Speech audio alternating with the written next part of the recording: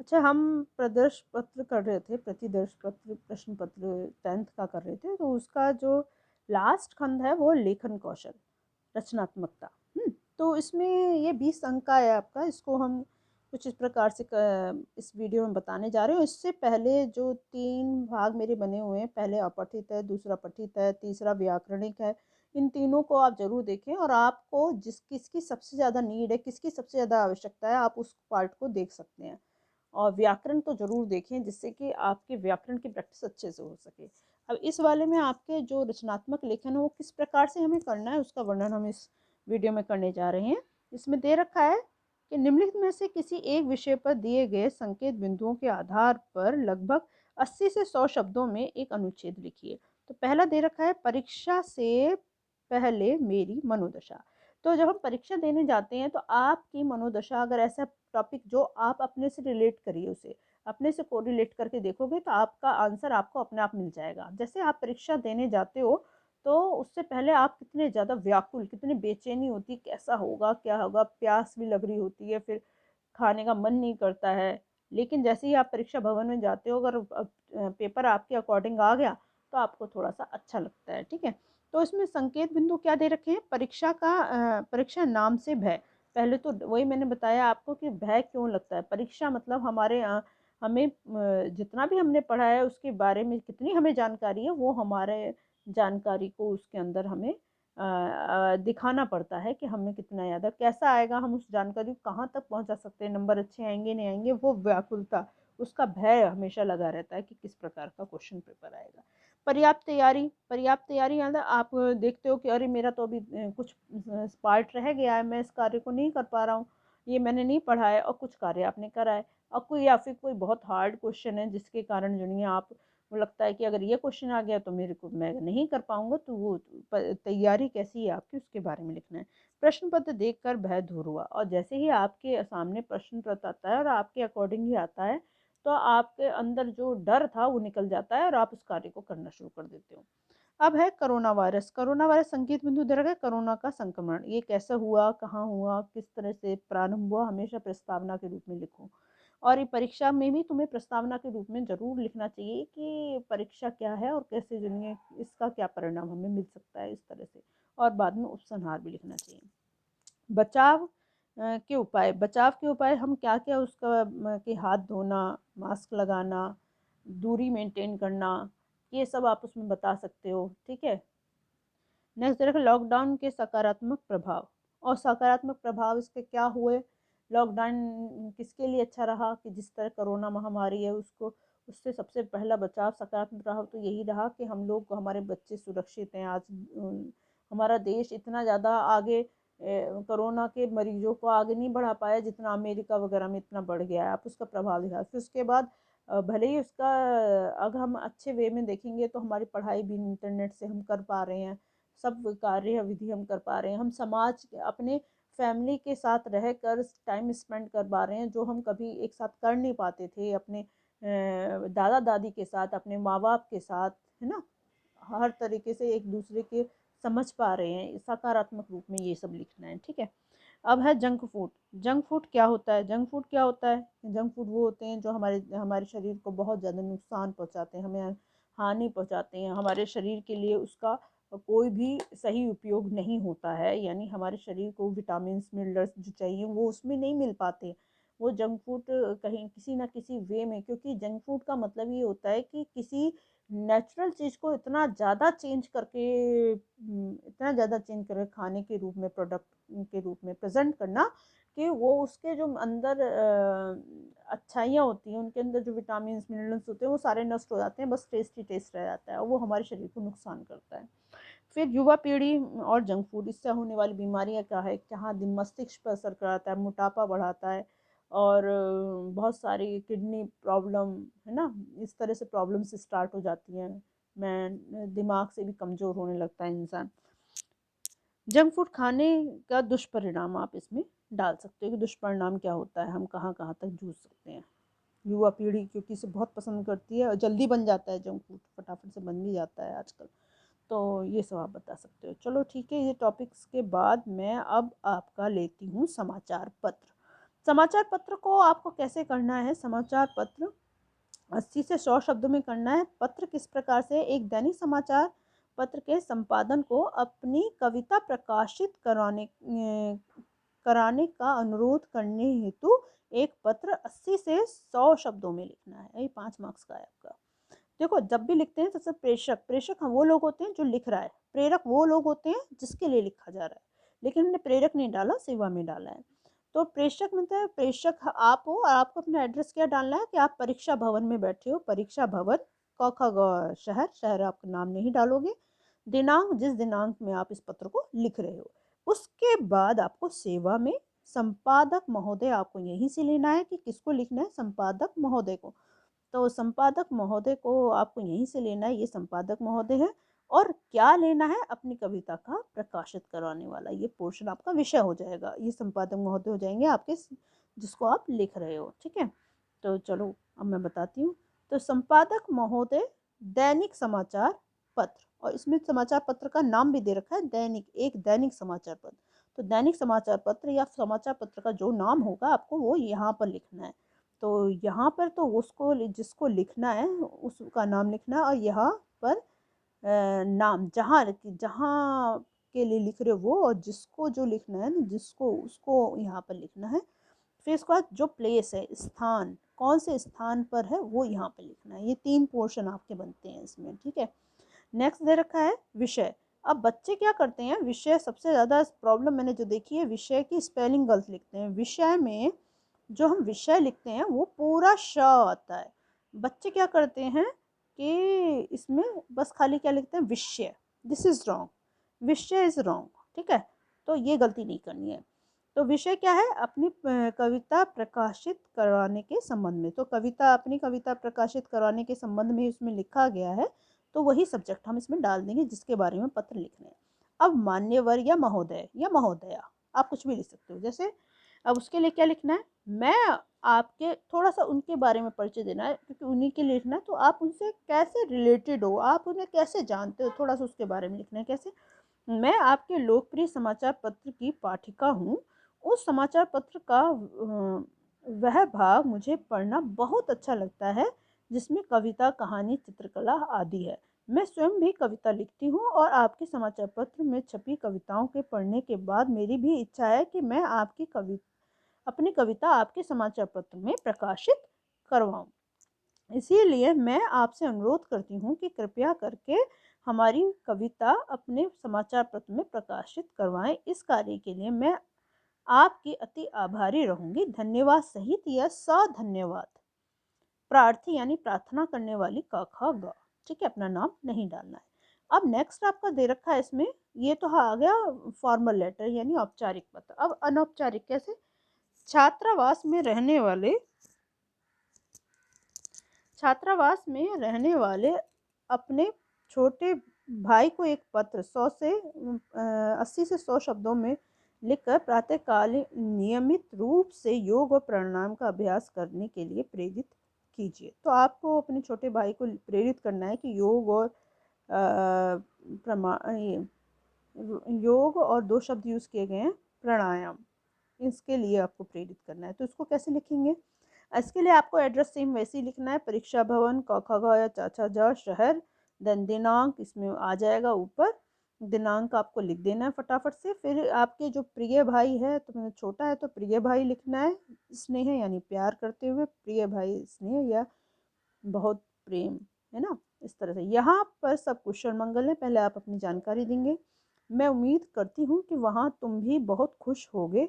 अब उसके बारे में भी पूछना है। तुम्हारा पत्र मिल गया, जानकर बहुत अच्छा लगा कि तुमने परीक्षा में अच्छे अंक प्राप्त किए। मतलब पत्र के बाद आपको उसके बारे में लास्ट जानकारी क्या थी। पर पढ़ाई के साथ साथ शरीर का भी ध्यान रखना बहुत आवश्यक है। छात्रावास में तुम वहाँ अकेले हो, इसीलिए शरीर को स्वस्थ रखना बहुत आवश्यक है। और कहावत भी है कि स्वस्थ शरीर में ही स्वस्थ मस्तिष्क निवास करता है। इसीलिए प्रातःकाल उठकर नियमित रूप से योग और प्राणायाम करो। इससे तुम्हारे शरीर की रोग अवरोधक क्षमता यानी रोग अवरोधक क्षमता का विकास होगा, मन शांत रहेगा, और ऐसा रोज करने पर तुम्हें पढ़ाई में और अधिक मन लगेगा। योग और प्राणायाम करना शुरू करो। वह अपने अनुभव को अगले पत्र में लिखकर भेजना। मुझे तुम्हारे पत्र का इंतजार रहेगा। शेष सब कुशल हैं। उम्मीद है कि तुम मेरी बातों पर गौर करोगे। अब मैं अपने पत्र को विराम देती हूँ। बाकी बातें मिलने पर करेंगे। तुम्हारी बहन क ख ग। ठीक, इस तरह से ये 2 पत्र हैं। तो ध्यान रखना है, इसमें इसमें विषय नहीं डालना है। बच्चे क्या करते हैं, इसमें विषय डाल देते हैं। विषय नहीं डालना है, ठीक है? विषय बिल्कुल नहीं डालना है, ओके? ऐसे नहीं। और इसमें जो नहीं है, धन्यवाद भी नहीं डालना है, ओके? बच्चे धन्यवाद और विषय डाल देते हैं, अनौपचारिक में ये नहीं डालना, अपना नाम डालना है लास्ट में। नेक्स्ट दे रखा है, पर्यावरण विभाग की ओर से जल संरक्षण का आग्रह करते हुए एक विज्ञापन लगभग 25 से 50 शब्दों में तैयार कीजिए। यानी जब हम विज्ञापन तैयार कर रहे हैं तो उसमें 25 से 50 शब्द आने ही चाहिए। दूसरा दे रखा है, चलो पहले हम इसको कर लेते हैं। तो पर्यावरण विभाग की ओर से जल संरक्षण या जल की सुरक्षा के लिए एक विज्ञापन बनाना है, जो कुछ इस प्रकार से हम बना सकते हैं। तो पर्यावरण विभाग के जल संरक्षण करके फिर कुछ पिक्चर्स बना दो सिंपली तौर पर, जो आपको बहुत आपकी पिक्चर जब बनाते हो तो बहुत आकर्षण का केंद्र बन जाती हैं। अब देखो मैंने लिखा है, पानी बचाओ पानी बचाओ, पानी है अनमोल, है ना? अब ये देखो, न बहने दो पानी को, जानो इसका मूल। अब ये लिखा किसके किसके, पर्यावरण विभाग द्वारा। अब इसका एक और है, देखो जन संरक्षण डाल के हमने इसमें इस विज्ञापन में क्या कर रखा है, एक सिंपल से गोल राउंड करके थोड़ा थोड़ा ऐसे ही स्क्रैच कर दिया, और उसके बाद एक टेप बना दिया नीचे, बाल्टी बना दी है, जिससे कि क्या लग रहा है कि एक आकर्षण बढ़ गया है। तो अब देखो, जल का संरक्षण है सबके लिए जरूरी, बिना पानी हो जाएगी जीवन में दूरी। ही तो जल ही से है जीवन हम सबका, आखिर कब महत्व समझोगे इस जल का। ठीक, पर्यावरण पर्यावरण बचाओ, है ना? जल, पर्यावरण विभाग जल बचाओ, ठीक है? इस तरह से इसको आप प्रदर्शित कर सकते हो। अच्छा, नेक्स्ट आपका दे रखा है विज्ञापन, रोशनी मोमबत्ती बनाने वाली कंपनी के लिए एक विज्ञापन लगभग 25 से 50 शब्दों में तैयार कीजिए। अब 25 से 50 शब्दों में हमें रोशनी मोमबत्ती है उससे रिलेटेड एक विज्ञापन बनाना है। ये है, घर में उजाला फैलाए रोशनी मोमबत्ती ही लगाएं, रोशनी मोमबत्ती सबकी पसंद। तो यहाँ कुछ कैंडल्स बनाती हैं, आप सिंपल भी बना सकते हो अगर आपसे अच्छा नहीं होगा तो। 10 के साथ 2 फ्री। फिर क्योंकि हमें कुछ इसके बेचने के लिए कुछ ऐसा आकर्षक मूल्य भी रखना पड़ेगा। आकर्षक रंग एवं साइजों में उपलब्ध, एवं रंगों व साइजों में उपलब्ध है। हर साइज में आपको उपलब्ध हो जाए, कम धुएं वाली, इसमें धुआं नहीं होता है, ये इसकी क्वालिटी हो गई। और इस तरह से आप कुछ स्टार, कुछ क्लाउड्स ऐसे बना के कर दो, वो आकर्षण का केंद्र बन जाता है, वो अच्छा लगता है। ऐड ऐसी होती हैं जो सबको आकर्षित करें। ठीक, नेक्स्ट दे रखा है, अपनी छोटी बहन के जन्मदिन पर उसे एक बधाई संदेश 30 से 40 शब्दों में लिखना है। तो छोटी बहन के जन्मदिन पर, तो ये देखो, जन्मदिन पर शुभकामनाएं संदेश, तुम जियो हजारों साल, साल के दिन हो 50,000। अगर आपके पास कुछ ऐसा है लिखने के लिए तो आप इसको ऐसे भी लिख सकते हैं। फिर क्योंकि संदेश हमारा थोड़ा सा ही होता है, पत्र नहीं लिखते, संदेश लिखते हैं उसको। तो पहले दिनांक डालना है, समय डालना है। प्रिय बहन अंजलि, जन्मदिन की हार्दिक शुभकामनाएं। मैं ईश्वर से प्रार्थना करती हूँ कि तुम दीर्घायु हो, स्वस्थ रहो, सुखी रहो व जीवन के पथ पर सदैव उन्नति करते रहो। वह जीवन भर हमारा साथ ऐसा ही बनता रहे। अब तुमने जैसे यहाँ पर क ख ग लिखा है ना, तो आप यहाँ पर चाहो तो तुम्हारी बहन, आप ये भी लिख सकते हो, तुम्हारी बहन या भाई जो भी हैं तुम, वो लिख सकते हो इस पोर्शन पे। और फिर क ख ग, अपना नाम नहीं डालना है। तो इस तरह से भी कर सकते हो, अदरवाइज अपना डायरेक्ट क ख ग करके भी लिखोगे तो भी प्रॉब्लम नहीं है। अच्छा, नेक्स्ट आपका दे रखा है इसमें, शिक्षक दिवस के अवसर पर अपने हिंदी शिक्षक के लिए एक भावपूर्ण संदेश 30 से 40 शब्दों में लिखना है। तो अब दूसरा है, शिक्षक दिवस की शुभकामनाएं, पहले लिखना है, दिनांक, देन समय, देन आदरणीय अध्यापिका जी, आपको शिक्षक दिवस की हार्दिक शुभकामनाएं। मैं आपका, आपका नहीं होगा, ये आपका होगा, यहाँ पर रॉन्ग है।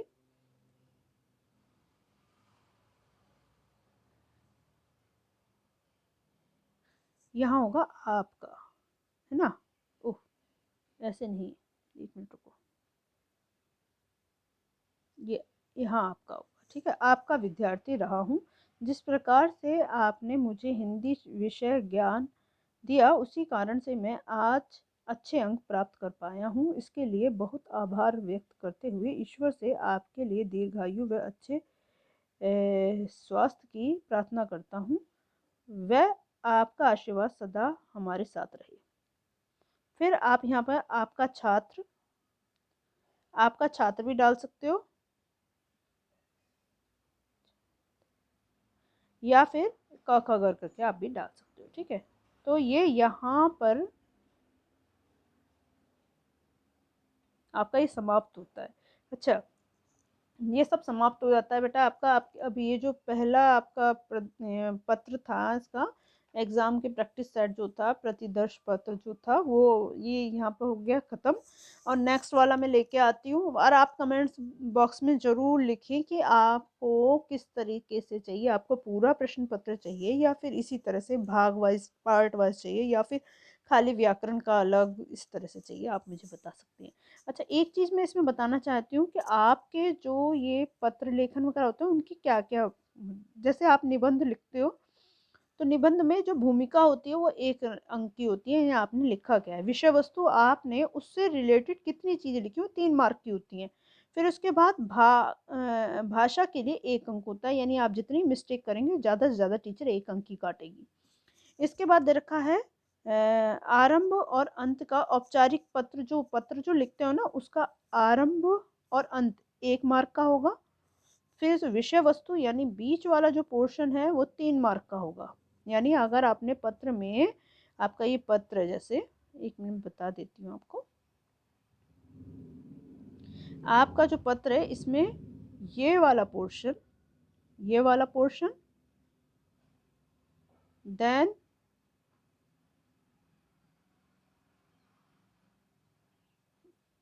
ये वाला पोर्शन, है ना, 1 मार्क का होगा, ठीक। फिर उसके बाद क्या होगा कि जो आपका ये होगा, ये 3 मार्क का होगा।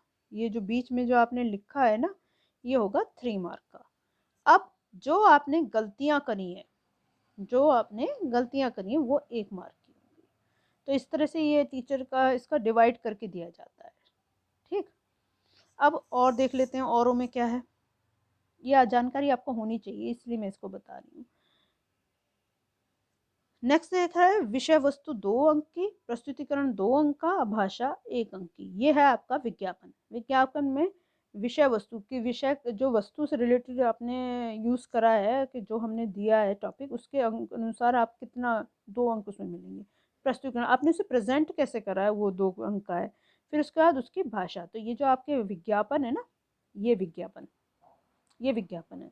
तो विषय वस्तु आपने कितनी यूज़ करी है, देन उसको प्रेजेंट किस तरीके से करा है, देन उसमें आपने कितना रॉन्ग लिखा है, कितना गलत लिखा है, उसका, उसके अंक, ठीक। तो जो अंक काटने का है वो 1 अंक, भाषा में 1 अंक आपको, अगर आपने गलत लिखा है तो 1 अंक कट जाएगा। रचनात्मक प्रस्तुतिकरण जो है वो उसमें क्या है, 2 अंक। आपने रचना जो करी है उसके 2 अंक। वस्तु रचना मतलब जो आपका संदेश लेखन जो है उसके लिए, तो आपने कैसी रचना करी है, टोटल आपने किस तरह से, जैसे ऊपर कैसे लिखा है, फिर नीचे, फिर लास्ट में कैसे लिखा है। विषय वस्तु यानी जिस उससे रिलेटेड कितनी चीज़ें लिखी हैं, देन भाषा। तो इस तरह से आपके 5 मार्क। तो आप अच्छे से तैयारी करें तो विज्ञापन में और रचनात्मक प्रस्तुतिकरण में, इसमें तो फुल मार्क्स आपको मिल जाएंगे आराम से। हाँ, ये हो सकता है कि औपचारिक पत्र में और जो आपका निबंध है उसमें टीचर आधा मार्क, अगर आप बहुत अच्छा लिख रहे हो तो आधा आधा मार्क यानी 1 मार्क उसमें जा सकता है, उसमें भी 100% आपका आ सकता है। तो आप, पहली बात है, छोड़ना कुछ नहीं है आपको, पेपर में कुछ भी नहीं छोड़ना है, सब लिखना है अपने टाइम के अनुसार, ठीक। अगर आपको लगता है कि कुछ पार्ट आपका रह रहा है, तो आप एक काम कर सकते हो, जो गद्यांश पद्यांश वाला जो पोर्शन है ना, उसके लिए उसको ब्रेक करके पहले आप सारा सारा लिख लो, उसके बाद अपठित गद्यांश जो है आप, क्योंकि अपठित गद्यांश में थोड़ा टाइम लगता है, अपठित गद्यांश और पद्यांश में, तो उन दोनों को आप थोड़ा सा छोड़ दो, या उसके बाद का सारा पोर्शन करने के बाद उसको फिनिश करो, उसके लिए आगे के पेज छोड़ दो। ठीक है, और ध्यान ये रखना है आपको कि जब भी आप क्वेश्चन आंसर लिख रहे होते हैं तो उसे इधर उधर ना करें, एकदम सबको क्लियर करें। अगर आप पार्ट अ लेके चल रहे हो तो अ क्लियर होना चाहिए कि यहाँ से यहाँ तक है, ऐसे नहीं कि ऐसे ही। और हाँ, बहुत सारे बच्चे क्या करते हैं, ऑप्शंस में पूरा लिखते नहीं है, पूरा ऑप्शन नहीं लिखते कि क में क्या हेडिंग दे रखी है, बस क ख ग से डालते, टीचर कंफ्यूज हो जाती है। तो ऐसा ना करें, ऐसा तभी करें जब आपके पास बिल्कुल भी टाइम ना बचा हो ये लास्ट ऑप्शन के लिए, वरना ऐसा ना करें, इससे टीचर अपसेट होगी और आपको मार्क्स कम देगी। ना हो सकता है कि एक आध मिस भी हो जाए आपसे, उनसे उनसे भी, और आप क्लियर उसका ऑप्शन लिखोगे तो पक्का आपको पूरे मार्क्स मिलेंगे। ठीक है, चलो ठीक है, फिर आज के लिए इतना ही। चैनल को लाइक करें, शेयर करें, सब्सक्राइब करें, और नेक्स्ट जो प्रतिदर्श पत्र है वो, उसके लिए सब्सक्राइब करने मेरे चैनल को बिल्कुल भी ना भूलें। आगे की जो बोर्ड परीक्षा की जितना भी टेंथ से रिलेटेड हो उसकी प्रैक्टिस के लिए मेरे चैनल को देखते रहें और मेरे चैनल को सब्सक्राइब जरूर करें। चलो ठीक है फिर, ओके, धन्यवाद।